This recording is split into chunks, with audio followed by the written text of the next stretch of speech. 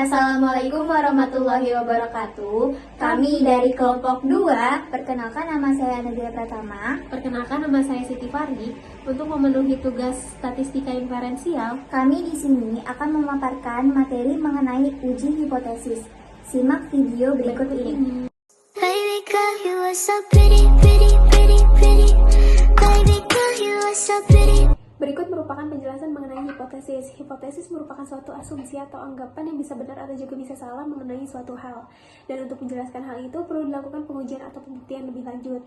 Asumsi atau anggapan ini seringkali dipakai sebagai dasar dalam memutuskan atau menetapkan suatu dalam rangka menyusun perencanaan atau kepentingan lainnya baik di bidang ekonomi, bisnis, pendidikan, bahkan politik.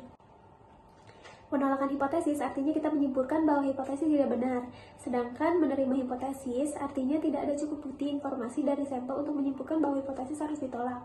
Artinya walaupun hipotesis itu kita terima, tidak berarti hipotesis itu benar. Perlu diketahui bahwa ada beberapa dasar yang dipakai untuk merumuskan hipotesis, yaitu antara lain, pertama, berdasarkan pengetahuan yang diperoleh dari teori, yang kedua, berdasarkan hasil penelitian, yang ketiga, berdasarkan pengalaman, dan yang terakhir, berdasarkan ketajaman berpikir. Pada pengujian hipotesis, dikenal dua jenis kesalahan, yaitu kesalahan jenis 1 dan kesalahan jenis 2.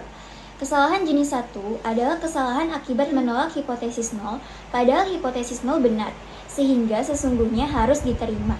Kesalahan jenis 2 adalah kesalahan akibat menerima hipotesis 0, padahal hipotesis 0 salah, sehingga sesungguhnya harus ditolak. Berikut merupakan sifat-sifat pengujian hipotesis. Ada hubungan antara kesalahan jenis tipe 1 dan kesalahan tipe 2. Memperkecil probabilitas melakukan kesalahan jenis 1 akan memperbesar probabilitas melakukan kesalahan jenis 2. Probabilitas melakukan kesalahan jenis 1 dapat diperkecil dengan penyesuaian nilai kritis. Semakin besar ukuran sampel, maka nilai alfa dan beta semakin kecil. Bila hipotesis 0, maka nilai beta akan mencapai maksimum. Bila mana nilai parameter yang sesungguhnya dekat dengan nilai yang dihipotesiskan, maka makin besar jarak antara nilai sesungguhnya dengan nilai yang dihipotesiskan, maka nilai beta semakin kecil. Perbandingan uji satu arah dengan uji dua arah. Bila hipotesis 0, H0, theta sama dengan theta 0, dilawan dengan hipotesis alternatif H1, theta lebih besar dari theta 0 atau H1, theta lebih kecil dari theta 0, maka pengujian hipotesis ini disebut uji satu arah. Bila hipotesis 0 itu dilawan dengan hipotesis alternatif H1, theta tidak sama dengan theta 0, maka pengujian hipotesis ini disebut uji dua arah. Pengujian hipotesis dengan sampel kecil.